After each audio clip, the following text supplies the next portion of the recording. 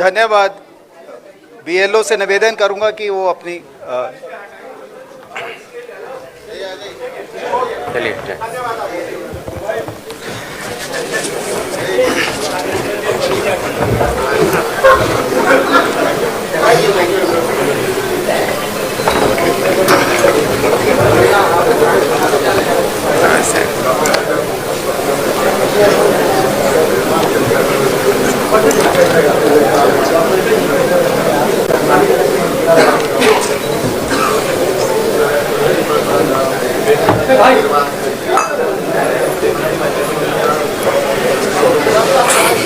मैं माननीय chief election commissioner sir Shri Gyanesh Kumar ji से निवेदन करता हूं कि वो अपना वक्तव्य दें।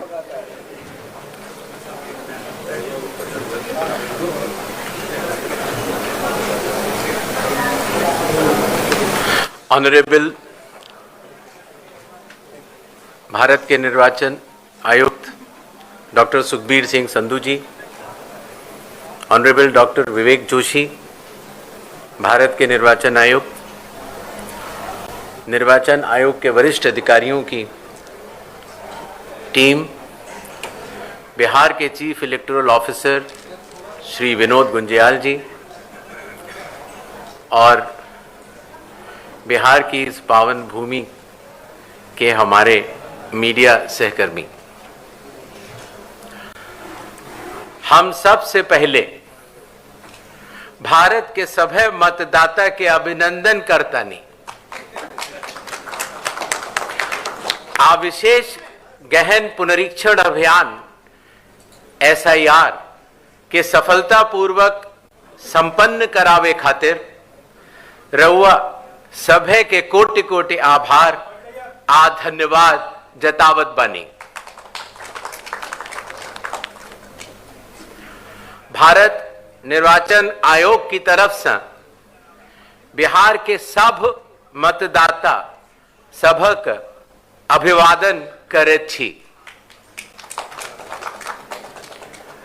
आपके माध्यम से मैं बिहार के सभी मतदाताओं से यह आह्वान करता हूं कि आइए, जिस तरह से हम अपने त्योहारों को उल्लास और श्रद्धा से मनाते हैं और विशेष रूप से बिहार की छठ पूजा जैसे महान लोक पर्व को पूरे उत्साह व आस्था से मनाते हैं, उसी तरह से लोकतंत्र के चुनाव के इस महापर्व को भी उत्सव की तरह मनाएं। अपनी भागीदारी सुनिश्चित करें, जिम्मेदारी निभाएं और मतदान अवश्य करें। अपना भागीदारी पक्का करी, जिम्मेदारी निभाएं, आप वोट जरूर करें। धन्यवाद। अब हम आपके समक्ष एक छोटी सी प्रेजेंटेशन देंगे जिसमें कि बिहार के आने वाले इस चुनाव में जो चुनाव आयोग ने नई पहलें की हैं, जो कि अब देश भर में भी लागू होंगी, उनके बारे में हम आपको बतला सकें। नेक्स्ट। बिहार में 243 जनरल कॉन्स्टिट्युएंसीज हैं, ST 2, ST 38। नेक्स्ट। बिहार के विधानसभा की कालावधि 22 नवंबर तक समाप्त हो रही है और उसके पहले ही चुनाव संपन्न होंगे। पूरी चुनाव आयोग की टीम पिछले 2 दिनों से बिहार में है। हालांकि इसके पहले भी हमारे वरिष्ठ अधिकारी पूरे बिहार का दौरा कर चुके हैं। आने के बाद सबसे पहले चुनाव आयोग ने बिहार की सभी मान्यता प्राप्त राजनीतिक दलों के साथ बैठक की। बिहार के सभी DM, SP, SSPs, IG, DIGs, commissioners, के साथ साथ सभी एनफोर्समेंट एजेंसीज के हेड और नोडल ऑफिसर्स के साथ भी मुख्य निर्वाचन अधिकारी Bihar, state police nodal officer और सीएपीएफ के नोडल अधिकारियों के साथ बैठक की और उसके बाद बिहार के मुख्य सचिव, बाकी सचिव के साथ भी बैठक हुई, डीजीपी से के साथ बैठक हुई और अब हम आखिरी चरण में हैं। जो सब कुछ हुआ उसका ब्यौरा आपको देकर फिर हम लोग वापस दिल्ली प्रस्थान करेंगे। नेक्स्ट।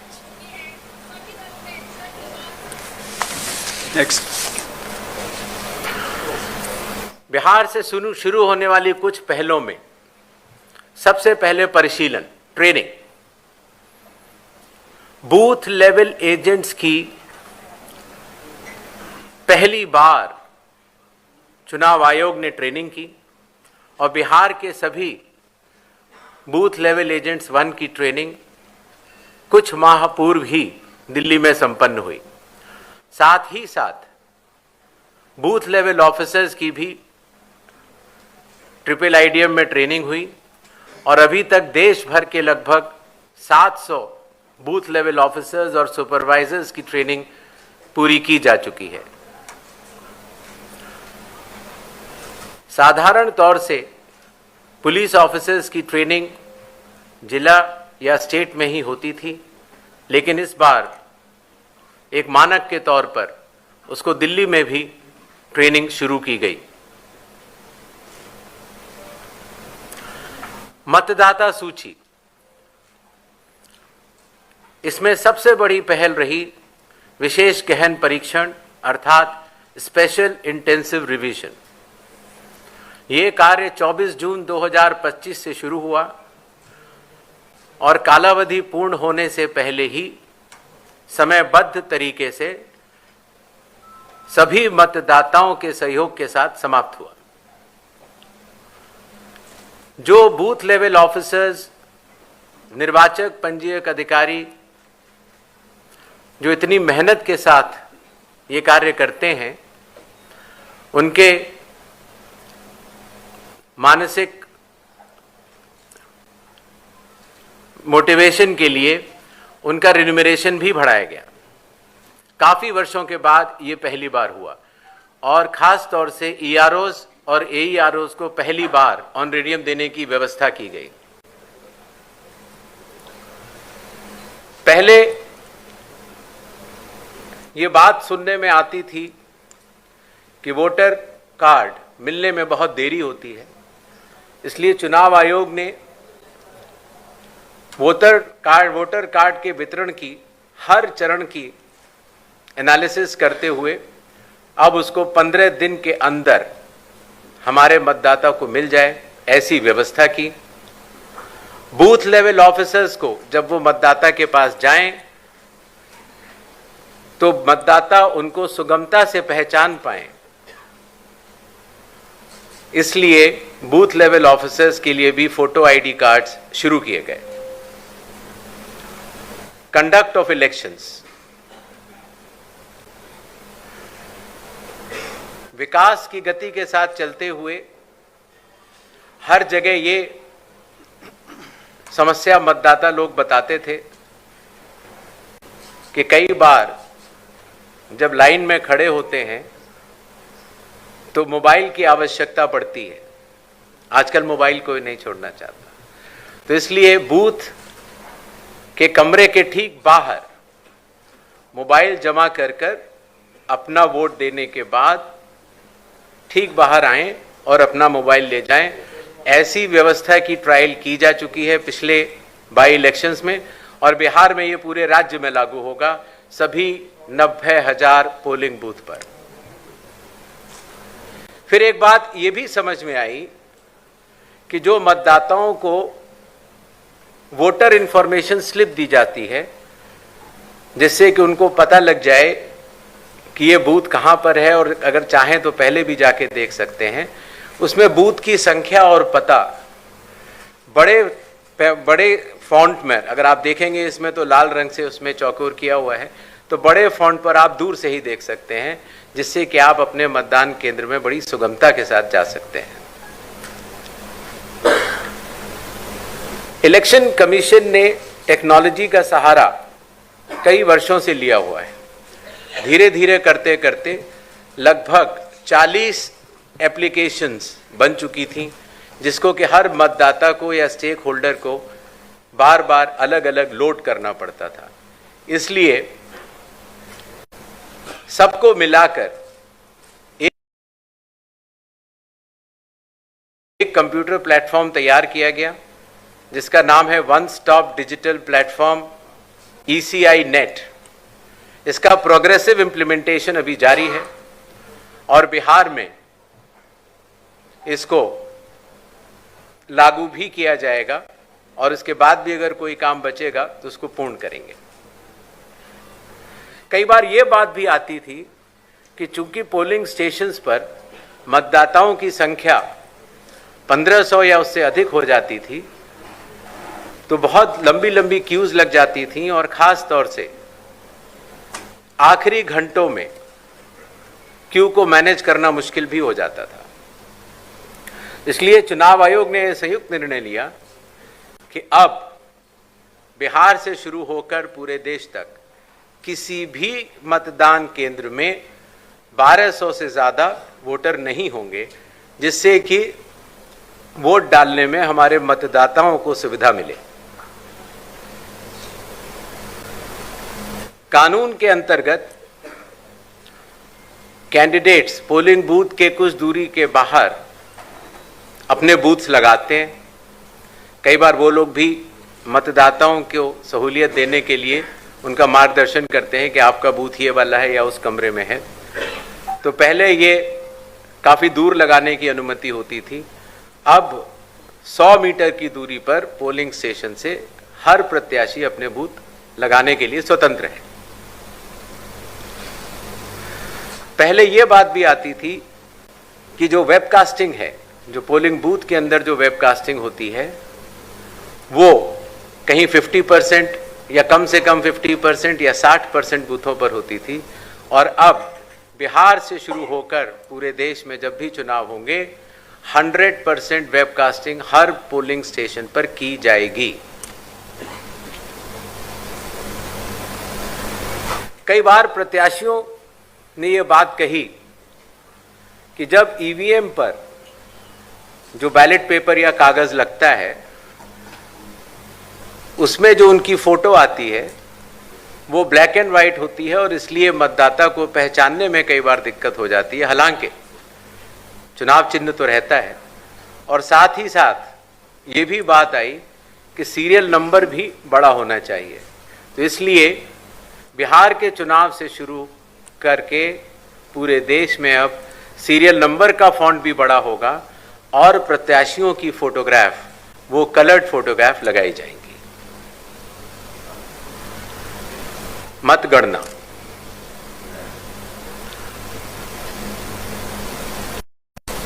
पहले जब वोट्स की काउंटिंग होती थी, तो अगर फॉर्म 17C, जिसके बारे में आपको बाद में आगे बताऊंगा, अगर उसमें जो प्रिसाइडिंग ऑफिसर पोलिंग एजेंट्स को देते हैं और ईवीएम की काउंटिंग यूनिट में अगर कोई भी मिसमैच होगा, तो ऐसी सभी वीवीपैट की गिनती पूर्णतः की जाएगी। इसी तरीके से पोस्टल बैलेट्स की गिनती भी ईवीएम के आखिरी 2 राउंड से पहले पूर्ण करना अनिवार्य होगा, और ईवीएम के आखिरी 2 राउंड उसके बाद ही शुरू होंगे। नेक्स्ट, और सबसे बड़ी बात, जब चुनाव खत्म हो जाता है तो उसके बाद हमारे सारे मीडिया कर्मी और काफ़ी लोग ये जानना चाहते हैं कि कितने वोटर्स थे, कितने लोगों ने वोट किया, कितनी महिलाओं ने वोट किया। ये सारा डिटेल इंडेक्स कार्ड में अवेलेबल होता था, और पहले हम इसको अलग से लेकर फिर चुनाव के समाप्त होने के बाद काफ़ी दिन लग जाते थे इसको इकट्ठा करने में। उसके बाद हम इसको वेबसाइट में डालते थे, और अब चूंकि धीरे धीरे ECI नेट का प्रोग्रेसिव इम्प्लीमेंटेशन हो रहा है, इसलिए ये डिजिटल इंडेक्स कार्ड्स चुनाव खत्म होने के कुछ दिनों के भीतर ही आप सभी को देखने को मिलेंगे। ये था छोटा सा एक ब्यौरा जो बिहार अब पूरे देश को राह दिखाने जा रहा है। 17 नए इनिशिएटिव्स जो कि बिहार में सफलतापूर्वक कुछ लागू हो चुके हैं और कुछ कंडक्ट ऑफ इलेक्शंस में लागू होंगे और कुछ काउंटिंग में लागू होंगे। इसके पहले कि हम लोग सवाल जवाब का दौर शुरू करें, कुछ चीजें मैं आपको बतलाना चाहता हूं। भारत में चुनाव संविधान, लोक प्रतिनिधित्व कानून और रूल्स के अंतर्गत होते हैं। दुनिया की सबसे बड़ी चुनावी व्यवस्था है भारत के चुनाव और भारत का चुनाव आयोग, और ये व्यवस्था कई चरणों में बटी हुई है। जैसे आपने देखा, मतदान केंद्र स्तर पर बूथ लेवल ऑफिसर, उनके ऊपर इलेक्टोरल रजिस्ट्रेशन ऑफिसर अर्थात ERO अर्थात निर्वाचक पंजीकरण अधिकारी, जो कि SDM स्तर के होते हैं। जो मतदाता सूची होती है उसको बनाने की जिम्मेदारी EROs की होती है। बिहार के 243 हर विधानसभा में एक ERO होता है और उन्होंने मिलकर BLOs के साथ मिलकर 243 EROs, 90,217 BLOs ने मिलकर काफी वर्षों के बाद, लगभग 22 वर्षों के बाद मतदाता सूची के शुद्धिकरण का कार्य किया। अगर ERO के निर्णय में किसी का मत, किसी का नाम अगर वोटर लिस्ट में ना आ पाए या किसी गलत आदमी का नाम आ जाए, तो इसके ऊपर DM के पास अपील होती है, और अगर DM के डिसीजन में अगर कोई भी त्रुटि किसी भी मतदाता को लगती है तो उसकी अपील चीफ इलेक्टोरल ऑफिसर के पास होती है।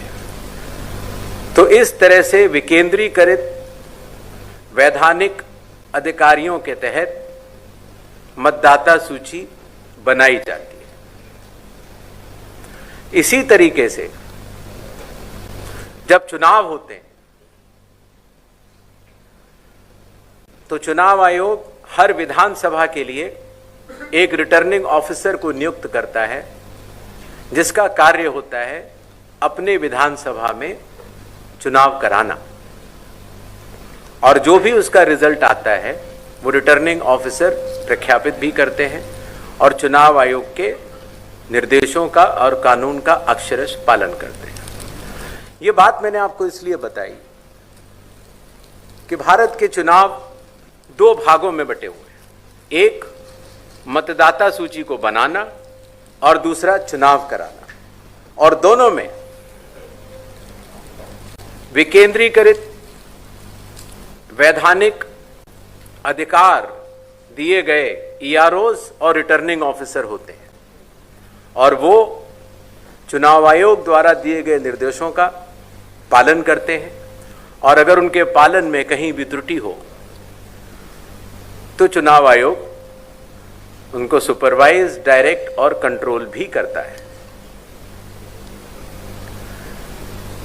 इन छोटे शब्दों के साथ मेरे ख्याल से मैंने आपको चुनाव के बारे में कुछ जरूर बताया, और I think we can open the धन्यवाद सर। अभी हम अपना क्वेश्चन एंड आंसर सेशन शुरू करेंगे। एक आपसे रिक्वेस्ट ये है कि आज के क्वेश्चंस आप केवल बिहार असेंबली इलेक्शंस तक ही सीमित रखिएगा, ताकि जो जानकारी आपको चाहिए वो उसका समय रहे साहब के पास उस की जानकारी देने के लिए। आप kindly raise your hands, madam आएंगी आपके साथ माइक पे, आपका क्वेश्चन लेंगे। हम पहले 5 क्वेश्चन लेंगे, फिर उसके बाद फिर 5 क्वेश्चन, इस तरह चलेंगे। मैडम दीजिए इधर।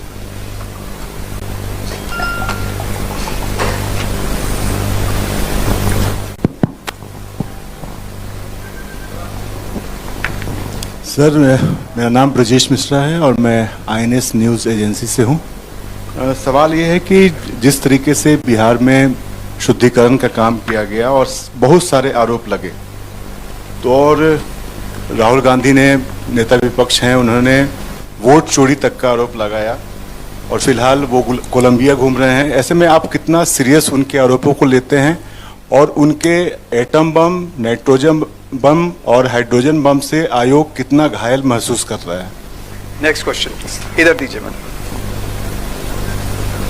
सर, आपने SIR कराया, लेकिन कई आपका सारे नाम? मेरा नाम मनीष है, मैं डिकोडर से हूँ। आपने SIR बिहार में कराया, इतना बड़ा जाइगेंटिक टास्क था। कई सारे इलेक्शन एक्सपर्ट्स, एनालिस्ट, जिसमें आपके फॉर्मर CEC हैं, उन्होंने कहा कि ये जो पूरा एक्सरसाइज है। आप हमारे चैनल को लाइक सब्सक्राइब जरूर करें और सभी प्लेटफार्म पर उपलब्ध है। सिर्फ बिहार हलचल न्यूज़, जन जन की आवाज़ देखते रहें।